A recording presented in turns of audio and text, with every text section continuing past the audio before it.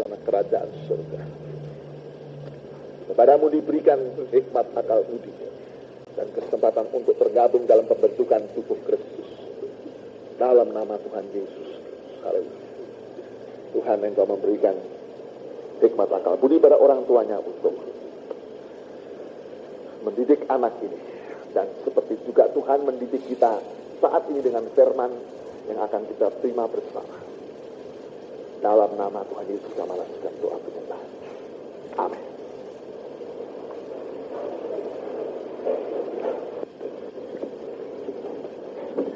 Kini kita memasuki Bible study dari perbandingan Injil yang tidak boleh kita jemu atau bosan, sebab memang 4 Injil ini adalah buku yang begitu banyak pasal dan ayatnya untuk dibukakan di dalam sistem pengajaran. Ya, dalam sistem pengajaran. Untuk gereja Jalan Johor, saya menyampaikan pasal-pasal yang terkena meja roti pertunjukan perbandingan dari Matius dan Markus. Untuk Lema Putra, perbandingan antara Lukas dengan Yohanes. Saya sudah menyelesaikan tentu secara garis besar, yaitu Injil Lukasnya, ya, pasal yang sampai dengan pasal 10, 9 dan 10, itulah 2 pasal yang terkena meja roti sajian. Dan kemudian saya juga sudah menerangkan Injil Yohanes pasal yang ke-6, dan kini kita berpindah kepada pasal yang ke-7, yaitu sambungan terusannya dari pasal yang ke-6. Ya, haleluya, puji Tuhan. Saya mengharapkan saudara ada satu kesetiaan yang sungguh-sungguh, kesetiaan hati yang sungguh-sungguh untuk menampung firman Tuhan yang besar.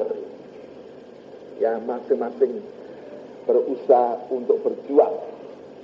Jangan kita dikuasai oleh kemanusiaan daging kita yang banyak ditandai dengan kelemahan dan lain sebagainya. Saudara, ya. Ya, saudara, kalau dibanding dengan apa yang saya peroleh di dalam pergumulanku, maka sebetulnya saudara, secara manusia ini saya katakan jauh lebih enak, yaitu tanpa saudara harus bergumul semalam-malam. Dengan lain perkataan, saudara tidur, ya mungkin tidak semua, mungkin juga ada yang lek-lekan, dan dia ingat, wah pendetaku melek, saya juga melek. Ya, terima kasih saudara untuk lelehan saudara. Terima kasih kalau saudara membantu saya di dalam bersama melek membaca firman, apalagi dalam dukungan doa. Saya tahu juga dukungan doa banyak, saudara, ya. Namun kalau tidak, ya begitulah saudara, pergumulanku ini begitu memeras tenaga. Sedangkan umumnya saudara adalah mendapat kesempatan untuk istirahat malam minggu itu, dan paginya sudah bukan waktu untuk beristirahat terus, tetapi tinggal menerima firman Tuhan dengan mata yang terbuka baik-baik. Kalau saudara mengatakan ngantuk, ya saya ini yang mesti ngantuk. Bayangkan kalau saya menyampaikan firman dengan tutup mata begini terus. Lihat 2 hari tutup mata, ada hamba Tuhan. Ya, banyak tutup mata, bahkan ada yang terus lihat di atas, tidak berani menatap muka dari jemaat, saudara. Saya tidak suka begitu, saudara. Saya suka seperti dalam keadaan segar. Saya suka menatap saudara, tapi juga saya suka saudara tatap pendetamu ini, saudara, dengan hati menatap kepada Tuhan. Saling ada hubungan yang baik dalam memperhatikan satu pengajar firman Tuhan. Ya, bagaimana saya di sini miring begini tidak pengen?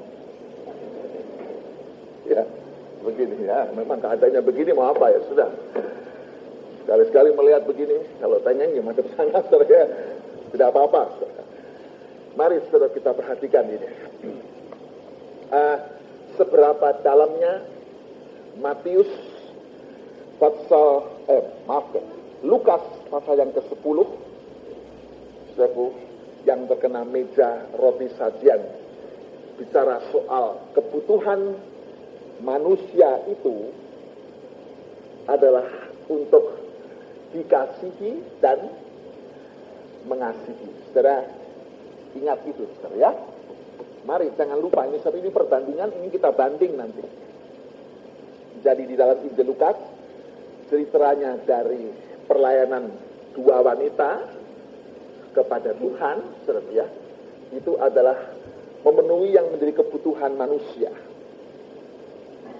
Di pihaknya Tuhan manusia pria, di pihaknya Maryam dan Marta itu manusia wanita.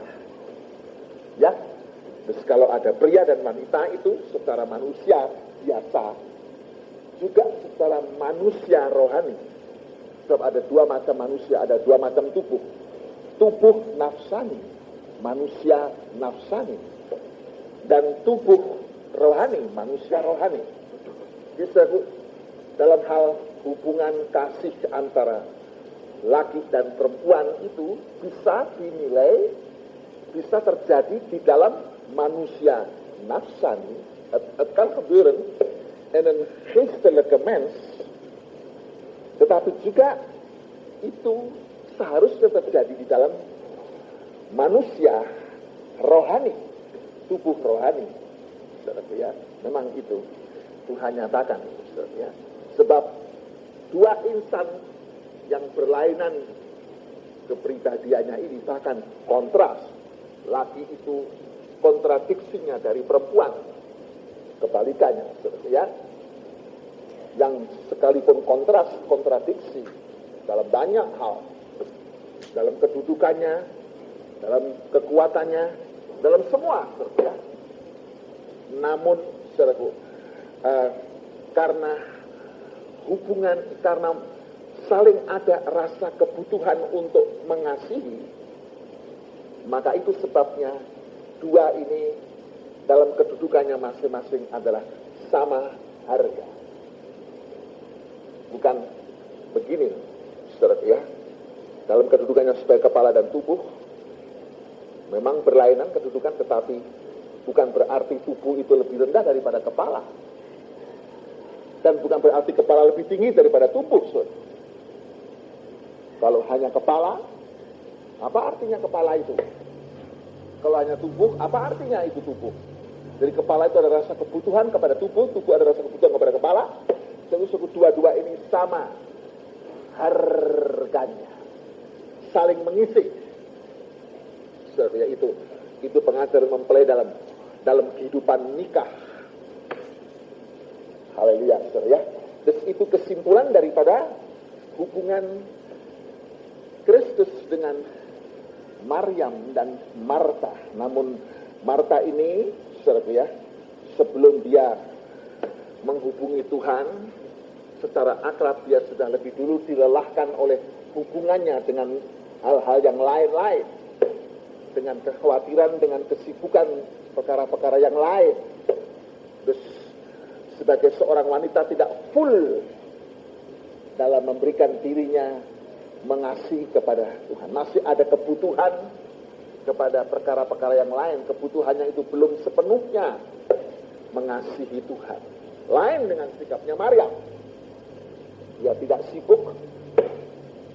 Itu bukan berarti bahwa dia tidak bekerja. Tapi saat itu dia anggap, saudara ya, bahwa datang kepada Tuhan, membuktikan kasihnya kepada Tuhan di dalam firman Allah, itu adalah satu kesempatan yang lebih dari hubungannya dengan yang lain-lain. Saudara ya, haleluya, puji Tuhan. Nah ini Tuhan nyatakan, saudara. Terus ini langkah pertama, tindakan pertama, di mana ada hubungan akrab antara pria dengan wanita, tetapi di dalam satu hubungan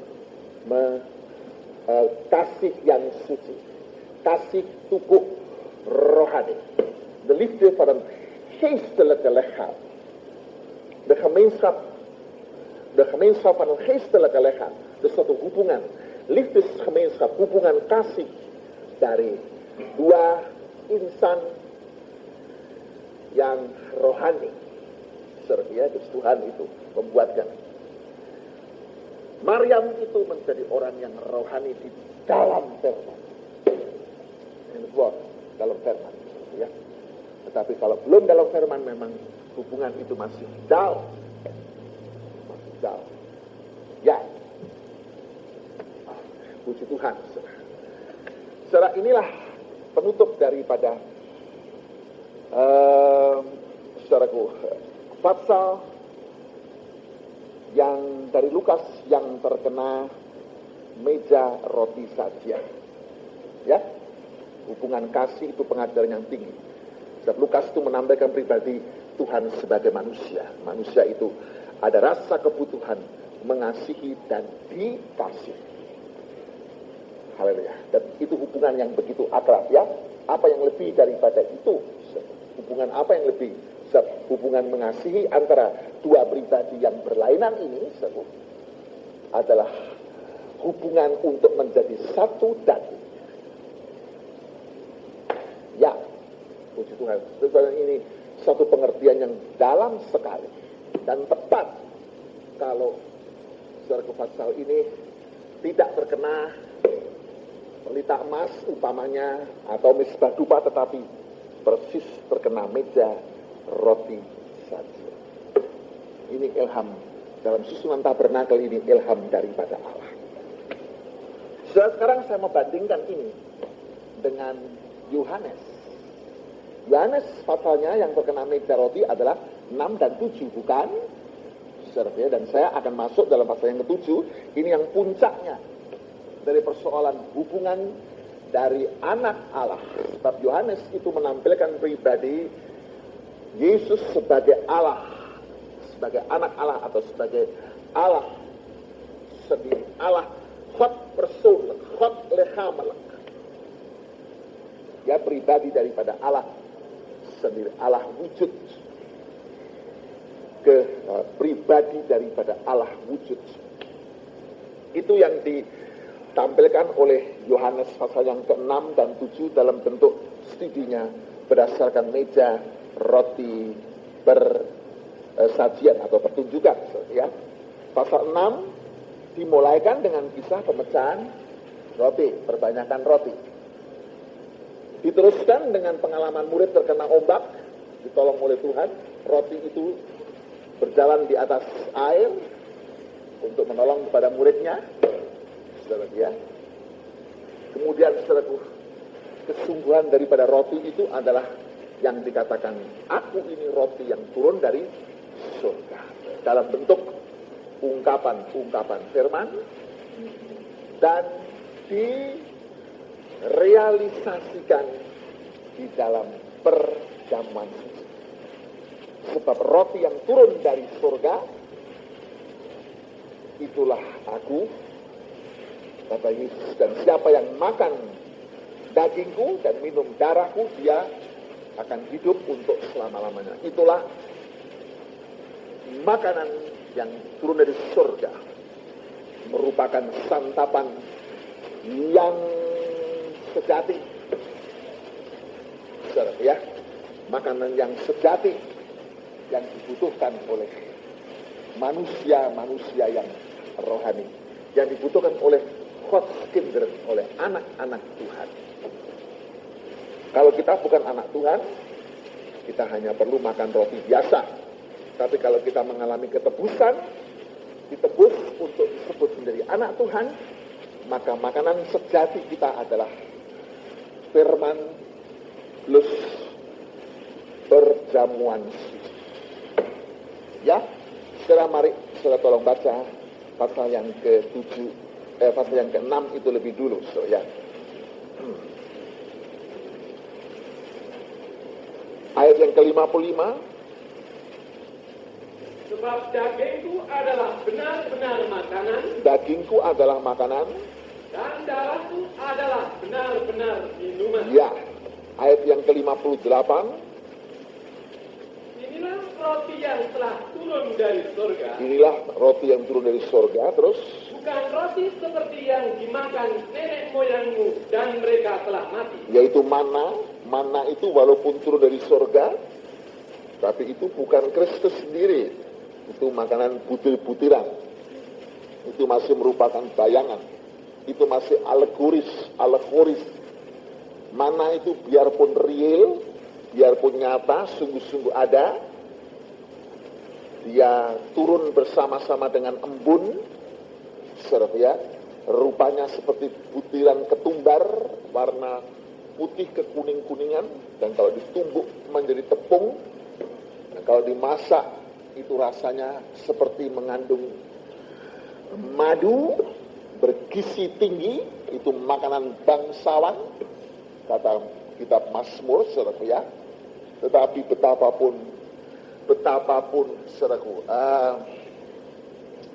realnya, nyatanya, tapi dibanding dengan makanan dalam bentuk tubuh dan darahnya Kristus, itu masih alegoris, itu masih seperti suatu bayangan, suatu simbol atau satu gambaran. Ya. Kita sekarang hidup di dalam zaman yang sungguh-sungguh, makan perjamuan suci ini sungguh-sungguh, tubuh dan darahnya kalau diberkati lebih dahulu, dan kita ingat pada kematian korbannya Kristus. Haleluya, saudara ya. Terus ini makan. Teruskan membaca.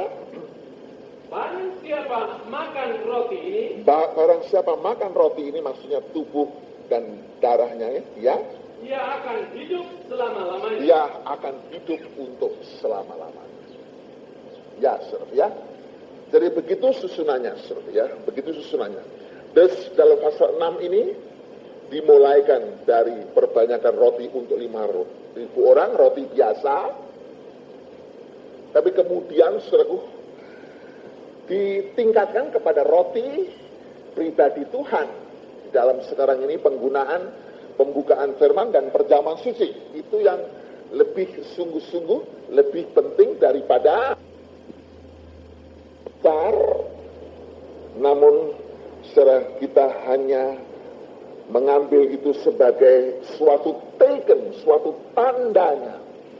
Terus bukan makanannya untuk mengenyangkan perut, tapi tokennya, tandanya itu. Kita dilatih untuk bisa menemukan dari keajaiban itu satu yang real, satu token, suatu tanda. Tanda itu selalu nyata untuk bisa dilihat. Tuhan mengatakan, kamu mencari aku bukan karena kamu melihat tanda pemecahan roti untuk 5.000 orang, tetapi karena kamu makan sampai kenyang. Terus mereka mengabaikan tandanya, tetapi hanya mau menerima dari firman Allah itu berkat-berkat jasmaninya. Ya, saudara, bagaimana kalau dari berkat-berkat rohani dalam bentuk pemecahan firman itu, kita ini hanya memikirkan supaya mendapatkan berkat jasmaninya? Bagaimana kita bisa mengikuti perkembangan firman itu lebih lanjut, lebih nyata? Saudaraku ya, kalau kita hanya lihat berkat-berkat jasmaninya. Sebab berkat-berkat jasmani itu, apapun yang bisa kita nikmati, itu masih ditandai dengan kematian. Memang diikuti dengan kebangkitan, tetapi itu tanda kematian. Ditandai masih dengan kefanaan.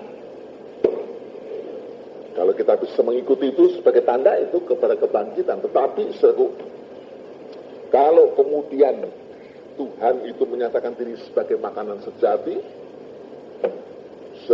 itu juga kematian kebangkitan, tetapi ditujukan kepada kenaikannya, kepada kemuliaannya. Haleluya, ya. Jadi kalau makanan pemecahan roti untuk 5.000 orang itu menjadikan kita ini hanya menjadi orang Kristen yang cenderung mencari berkat-berkat jasmani, kita juga tidak akan mengerti kepada perkara-perkara yang lebih besar, yang Tuhan nyatakan lebih real, lebih sungguh-sungguh dalam bentuk firman plus perjamuan suci. Firman yang begitu besar dan perjamuan suci, saudara ya. Haleluya. Saudara, lah itu sebabnya waktu Tuhan mengatakan bahwa makanan yang sejati itulah tubuh dan darahnya, maka orang yang tidak mengerti itu menjadi ngomel. Menjadi ngomel, saudara ya. Murid-muridnya sendiri yang sudah turut makan roti yang dipecahkan untuk 5.000 orang itu juga mengatakan penjelasan dari perjamuan suci ini terlalu keras. Ya, mari kita baca ayat 60. Sesudah mendengar semuanya itu, banyak dari murid-murid Yesus yang berkata, Ya. perkataan ini keras, siapakah yang sanggup mendengarkannya? Ya, ayat yang ke-61. Yesus yang di dalam hatinya tahu bahwa murid-muridnya bersungut-sungut tentang hal itu, berkata kepada mereka, Ya, adakah perkataan itu menggoncangkan imanmu? atau menyandung imanmu, menyandungmu. Ayat 62. Dan bagaimanakah jikalau kamu melihat anak manusia naik ke tempat di mana ia sebelumnya Ya, berada? bagaimana kalau dia nanti dipermuliakan, kamu bisa mengerti. Terus, Rohlah yang memberi hidup. roh yang memberi hidup. Daging sama sekali tidak berguna. Ya. Terus, Perkataan-perkataan yang kukatakan kepadamu adalah roh dan hidup. ya, puji Tuhan. Firman Tuhan yang disampaikan itu adalah roh dan hidup, saudaraku ya. Nah, ini yang kita mesti saudaraku belajar sebagai manusia untuk bisa menerima fakta realitas daripada firman Tuhan. Dan perjamuan suci ini itu adalah perkara yang rohani dan di dalamnya itu mengandung suatu kehidupan yang sejati. Kesempatan ini untuk manusia disediakan oleh Allah untuk jangan sampai kita sebagai anak Tuhan tidak mengerti. Sebab kalau kita tidak bisa menerima ini, firman-Nya itu sebagai roh dan hidup. Kalau kita hanya cenderung sebagai orang Kristen kepada perkara-perkara yang jasmani, maka Bible justru mengatakan bahwa daging itu meaningless, tidak ada gunanya. Sekarang mungkin kita katakan kita perlu makan, perlu pakai, ya sekarang ini. Ya. Tetapi yang dimasukkan daging itu tidak gunanya. Suatu waktu daging itu, kehidupan jasmani itu suatu waktu akan habis. Manusia tidak bisa bertahan dalam kehidupan manusia, kemanusiaannya. Perlu makan, perlu minum, perlu pakai, perlu bekerja, perlu rumah, perlu kendaraan, perlu uang, perlu ini, perlu itu, perlu nikah, perlu lain sebagainya. Ya, itu adalah perkara-perkara di daging di dunia ini. Jika nanti umur sudah tinggi, sudah manusia merasa bahwa sebentar lagi Tuhan akan panggil dia. Malah ada yang orang tidak ngerti kalau dia cepat dipanggil. Menjadi sesuatu yang begitu cepat. Tuhan izinkan seorang dipanggil atau meninggal dunia. Ya. Terus kalau kita ini hanya Kristen sampai kepada perkara-perkara itu, apalagi firman Tuhan disampaikan hanya untuk perkara-perkara jasmani, perkara yang kita butuhkan manusia, maka daging itu tidak ada gunanya. Jadi seperti kita ini tidak menerima apa-apa selama ini. Kecuali kalau kita meningkatkan rohani kita. Firman Tuhan itu adalah roh dan hidup. Kita terima ini sebagai berkat-berkat rohani yang sungguh-sungguh kita butuhkan dalam kehidupan ini. Haleluya. Puji Tuhan, saudara ya.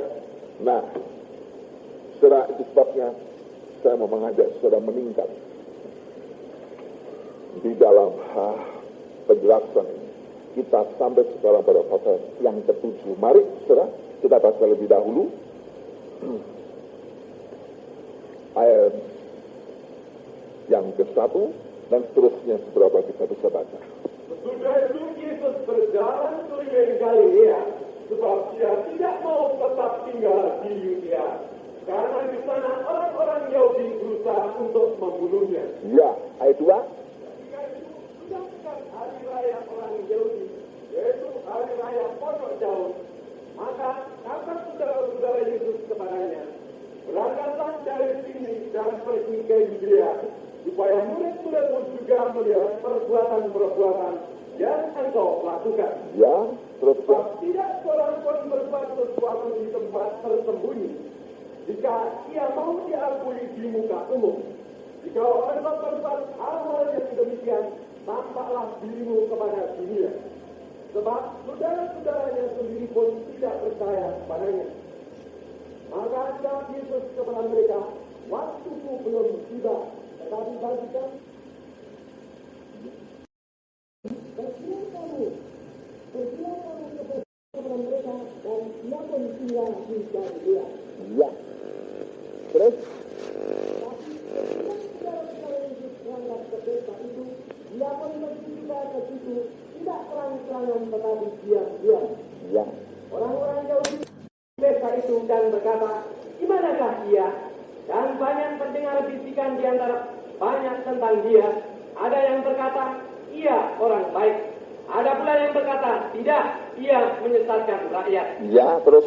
Tetapi tidak seorang pun yang berani berkata terang-terangan tentang dia, karena takut terhadap orang-orang Yahudi. Teruskan.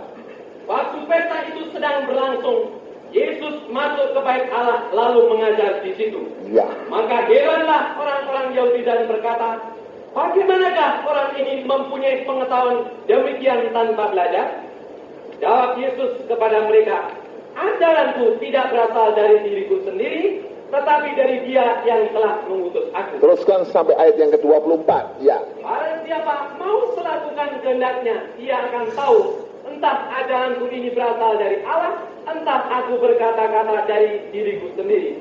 Barang siapa berkata-kata dari dirinya sendiri, ia mencari hormat bagi dirinya sendiri. Tetapi barang siapa mencari hormat bagi Dia yang mengutusnya, ia benar dan tidak ada ketidakbenaran padanya. Bukankah Musa yang telah memberkati hukum Taurat kepadamu? Maka bukankah Musa yang telah memberikan hukum Taurat kepadamu? Namun tidak seorang pun di antara kamu yang melakukan hukum Taurat itu. Mengapa kamu berusaha membunuh aku? Orang banyak itu menjawab, engkau kerasukan setan. Siapakah yang berusaha membunuh engkau?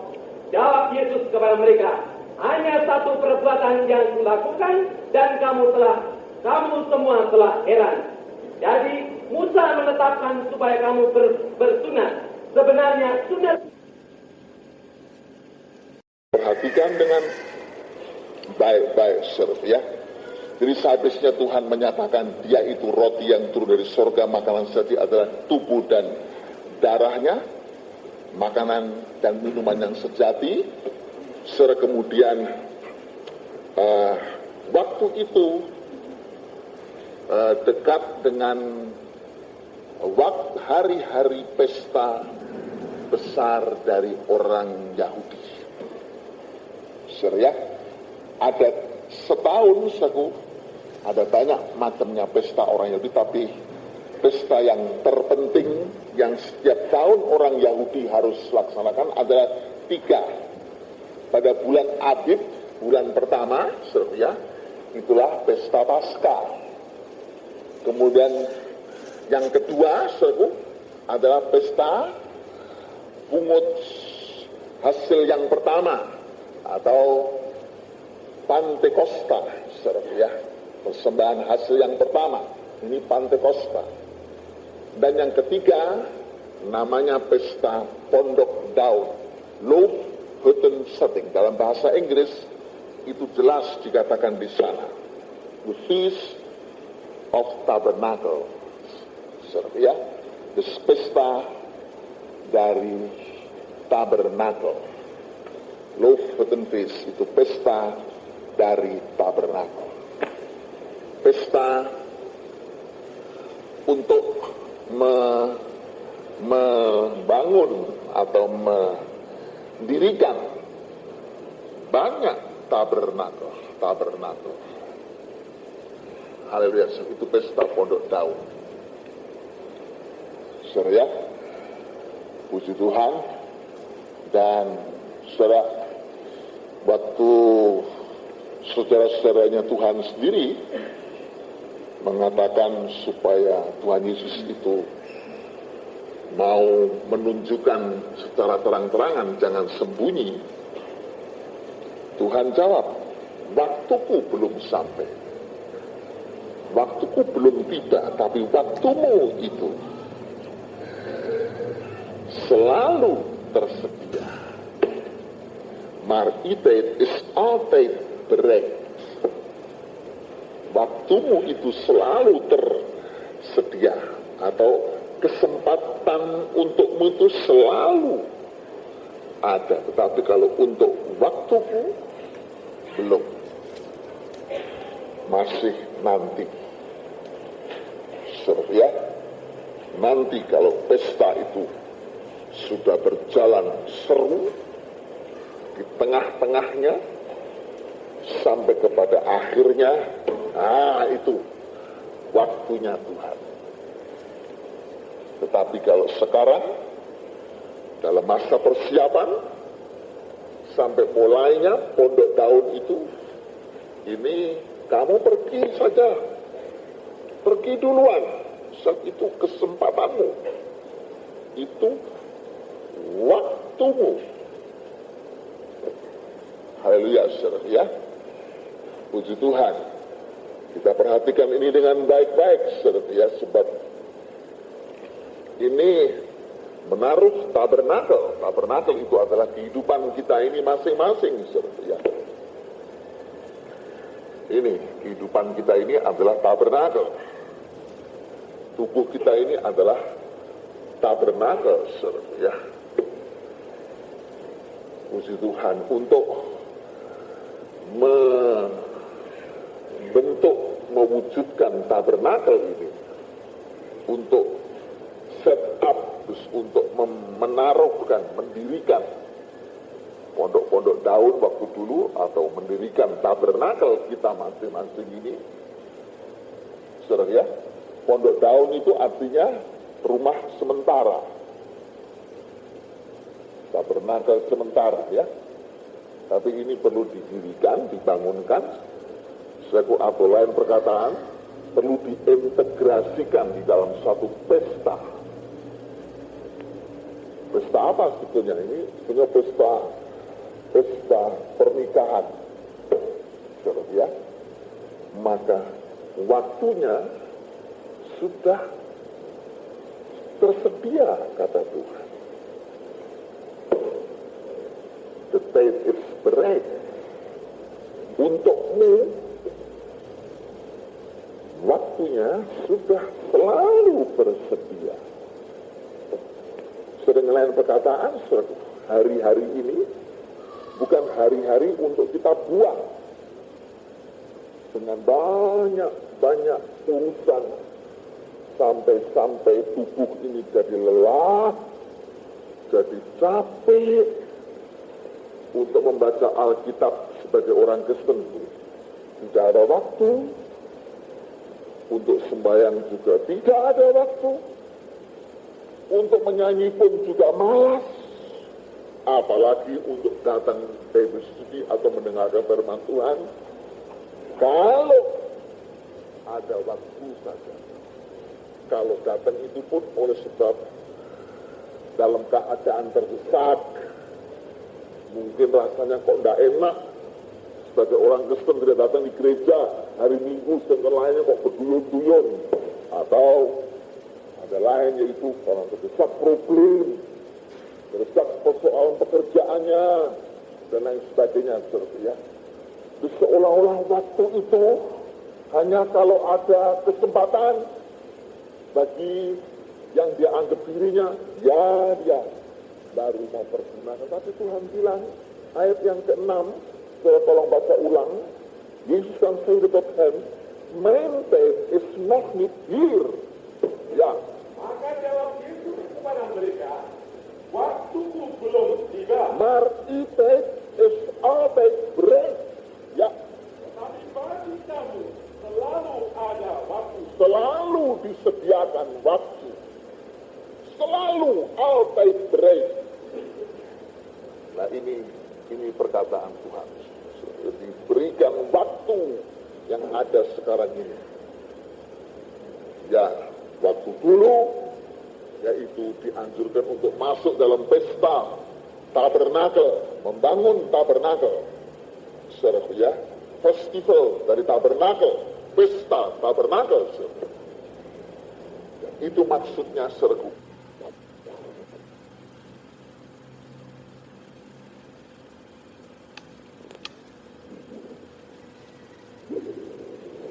Ini yang Tuhan berkata. Tuhan itu ada kemauan di kemauan untuk apa? Untuk membuat manusia ini jadi utuh di dalam pembangunan.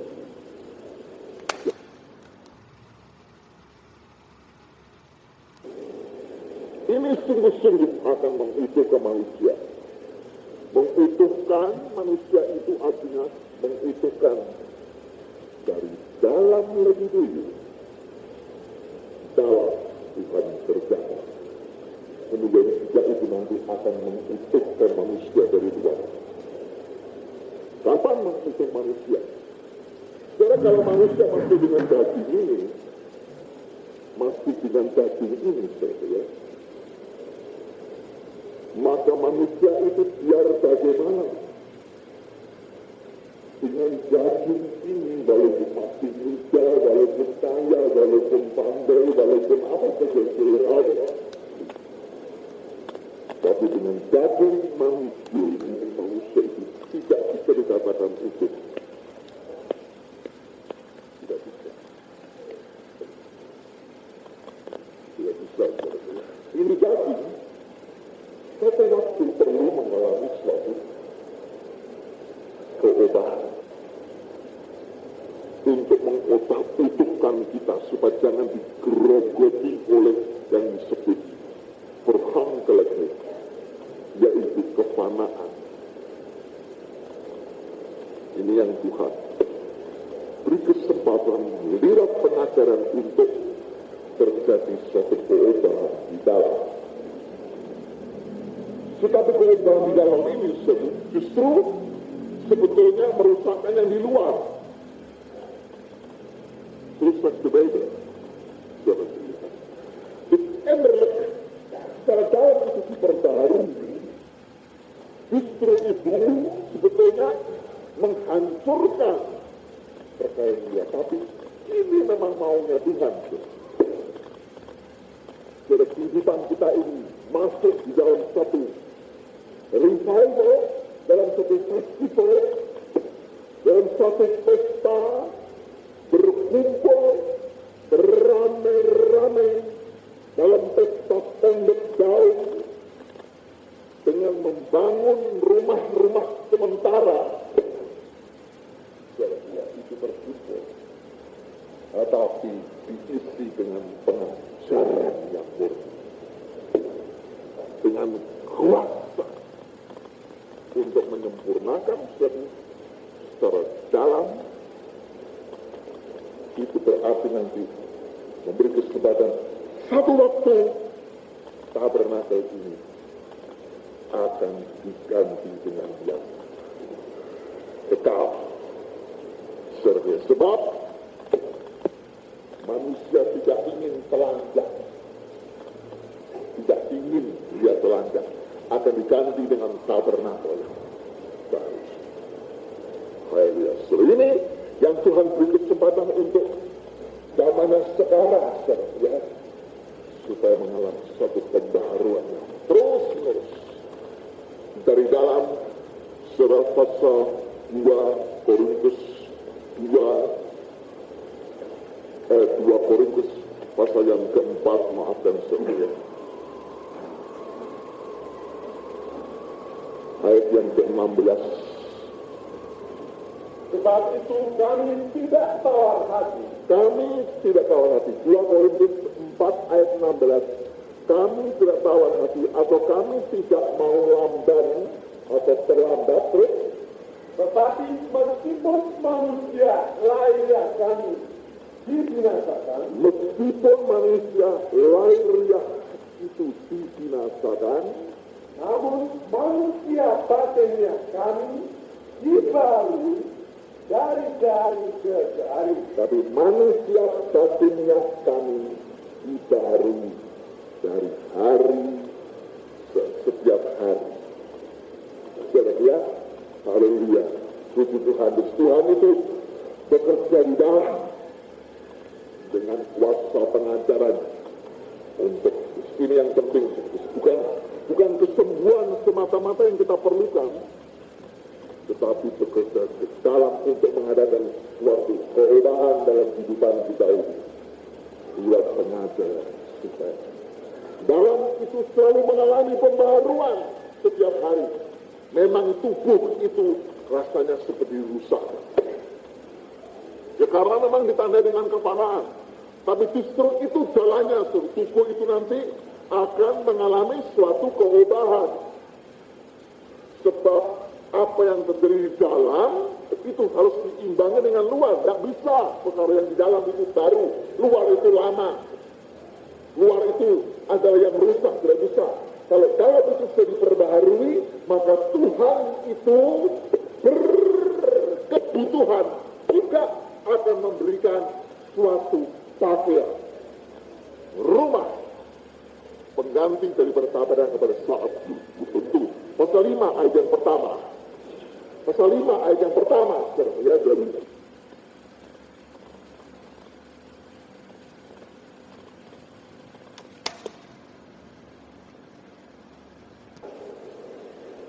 untuk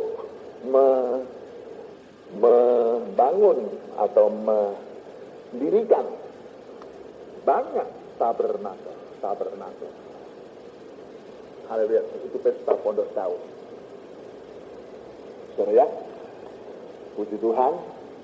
Dan saudara, waktu saudara-saudaranya Tuhan sendiri mengatakan supaya Tuhan Yesus itu mau menunjukkan secara terang-terangan, jangan sembunyi, Tuhan jawab, waktuku belum sampai, waktuku belum tiba, tapi waktumu itu selalu tersedia. Martitet is always ready. Waktumu itu selalu tersedia, atau kesempatan untukmu itu selalu ada. Tetapi kalau untuk waktuku belum, masih nanti. Ya, nanti kalau pesta itu sudah berjalan seru di tengah-tengahnya sampai kepada akhirnya, itu waktunya Tuhan. Tetapi kalau sekarang dalam masa persiapan sampai mulainya Pondok Daun itu, ini kamu pergi saja, pergi duluan, dan itu kesempatanmu, itu waktumu. Haleluya, saudara ya, puji Tuhan. Kita perhatikan ini dengan baik-baik, saudara ya, sebab ini menaruh tabernakel. Tabernakel itu adalah kehidupan kita ini masing-masing, saudara ya. Ini kehidupan kita ini adalah tabernakel. Tubuh kita ini adalah tabernakel, saudara ya. Puji Tuhan, untuk membentuk, mewujudkan tabernakel ini, untuk set up, untuk menaruhkan, mendirikan pondok-pondok daun waktu dulu, atau mendirikan tabernakel kita masing-masing ini, saudara ya. Pondok daun itu artinya rumah sementara, tabernakel sementara ya. Tapi ini perlu didirikan, dibangunkan, atau lain perkataan, perlu diintegrasikan di dalam suatu pesta. Pesta apa sebetulnya? Ini sebetulnya pesta pernikahan, saudara ya. Maka waktunya sudah tersedia, kata Tuhan. The time is right. Untukmu, waktunya sudah selalu bersedia. Sering lain perkataan, hari-hari ini bukan hari-hari untuk kita buang dengan banyak urusan sampai tubuh ini jadi lelah, jadi capek untuk membaca Alkitab sebagai orang Kristen. Tidak ada waktu untuk sembahyang, juga tidak ada waktu untuk menyanyi pun juga malas, apalagi untuk datang ke TV atau mendengar firman Tuhan. Kalau ada waktu saja, kalau datang itu pun oleh sebab dalam keadaan terdesak, mungkin rasanya kok tidak enak sebagai orang Kristen tidak datang di gereja hari Minggu, sedangkan lainnya kok berduyun-duyun, atau ada lain yaitu orang terdesak problem, terdesak persoalan pekerjaannya dan lain sebagainya, seperti ya. Terus seolah-olah waktu itu hanya kalau ada kesempatan bagi yang dia anggap dirinya, ya dia baru mau berguna. Tapi Tuhan bilang, ayat yang ke-6, saya tolong baca ulang. Yesus kan say to them, man that is not here. Ya. Maka jawab Yesus kepada mereka, waktuku belum tiba. Maar tijd is altijd bereid. Ya. Tapi bagi kamu selalu ada waktu. Selalu disediakan waktu. Selalu altijd bereid. Nah ini perkataan Tuhan. Diberikan waktu yang ada sekarang ini. Ya, waktu dulu yaitu dianjurkan untuk masuk dalam pesta tabernakel, membangun tabernakel. Saudara ya, festival dari tabernakel. Dan mengambil kesempatan untuk apa? Untuk membuat manusia ini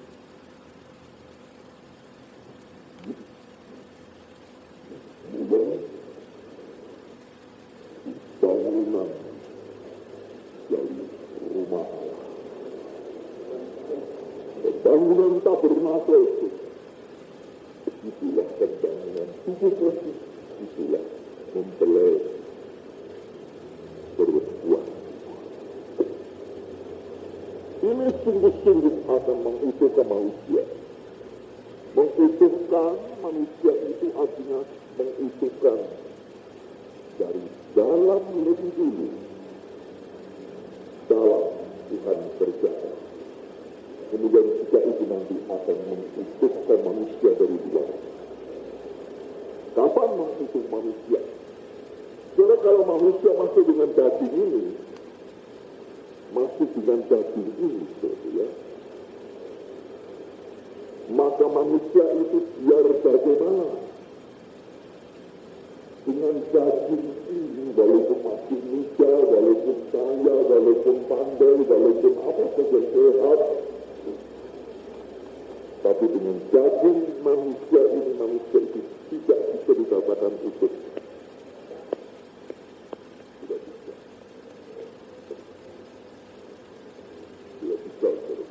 Ini jadi suatu waktu perlu mengalami suatu keobahan untuk mengotak-utukkan kita supaya jangan digerogoti oleh yang disebut perhanggalan ini, yaitu kefanaan. Ini yang Tuhan beri kesempatan lirat pengajaran untuk terjadi suatu keobahan di dalam. Tetapi keobahan di dalam ini justru sebetulnya merusakkan yang di luar. Itu berbeda. Di innerlijk, secara dalam itu diperbarui, justru itu sebetulnya menghancurkan perkara yang dua, tapi ini memang maunya Tuhan. Jadi kehidupan kita ini masuk di dalam satu revival, dalam satu festival, dalam satu pesta, berkumpul beramai-ramai dalam pesta pondok daun dengan membangun rumah-rumah sementara. Karena itu berkumpul, tetapi diisi dengan pengajaran yang dengan kuasa untuk menyempurnakan suatu jalan. Itu berarti nanti memberi kesempatan satu waktu tabernakel ini akan diganti dengan yang kekal. Sebab manusia tidak ingin telanjang, tidak ingin dia telanjang, akan diganti dengan tabernakel. Haleluya. Ini yang Tuhan beri kesempatan untuk zaman sekarang, ya, supaya mengalami suatu pembaharuan terus dari dalam surah pasal 2 Korintus 2 Korintus pasal yang keempat, maafkan saudara, ayat yang ke-16. Sebab itu kami tidak tawar hati. Kami tidak tawar hati. 2 Korintus 4 ayat 16. Kami tidak tawar hati atau kami tidak mau lamban atau terlambat. Tetapi meskipun manusia lahiriah kami dibinasakan. Meskipun manusia lahiriah itu dibinasakan. Namun manusia batiniah kami dibaharui dari sehari ke sehari. Tapi manusia batiniah kami dibaharui dari hari ke setiap hari. Jadi, haleluya, puji Tuhan. Tuhan itu bekerja di dalam dengan kuasa pengajaran untuk ini yang penting. Bukan kesembuhan semata-mata yang kita perlukan, tetapi bekerja ke dalam untuk mengadakan suatu keindahan dalam kehidupan kita ini. Buat pengajaran kita. Dalam itu selalu mengalami pembaharuan setiap hari. Memang tubuh itu rasanya seperti rusak. Ya karena memang ditandai dengan kefanaan. Tapi justru itu jalannya, tubuh itu nanti akan mengalami suatu keudahan.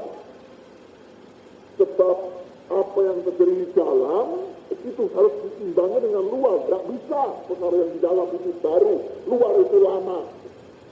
Luar itu ada yang rusak, tidak bisa. Kalau dalam itu sudah diperbaharui, maka Tuhan itu berkebutuhan juga akan memberikan suatu pakaian, rumah, pengganti dari bertabaran kepada saat yang betul-betul. Pasal 5.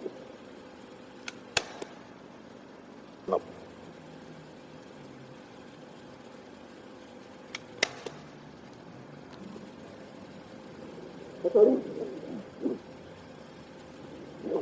dari 5 itu.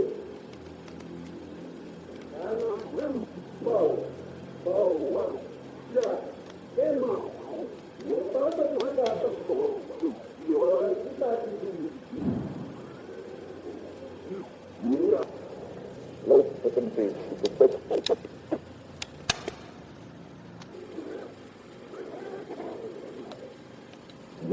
ya kalau atau tabernakel istilahnya ya tubuh kita ini nanti mengalami pembongkaran terus Allah telah menyediakan suatu tempat kediaman di surga bagi kita. Haleluya, terus Suatu tempat kediaman yang kekal yang tidak dibuat oleh tangan manusia. Puji Tuhan, saudara ya. Ini Tuhan sediakan itu. sebagai penggantinya daripada nanti kalau tabernakel kita ini mengalami proses perubahan, proses pembongkaran, sebab di dalam itu ada kebaharuan. Tuhan sediakan rumah dalam surga yang begitu heran. Terus ini adalah rencana daripada Allah yang sangat besar dalam sistem pondok down. Sebab Tuhan itu mau bahwa mempelainya itu akan jadi sama seperti dia. Dia itu adalah tabernakel, dia itu adalah tabernakel, maka mempelainya juga nanti satu waktu akan menjadi tabernakel selama sendiri dalam hubungannya yang derajat. Satu ayat 14 dari Yohanes. Satu ayat 14 dari Yohanes. Ya. Pasal 1 ayat 14 dari Yohanes. Firman itu telah menjadi daging. Firman itu telah menjadi daging terus. Diam di antara kita. Dan diam di antara kita. Dan kita telah melihat kemuliaannya, kemuliaan yang diberikan kepadanya, anak tunggal Bapa, Ya. penuh kasih dan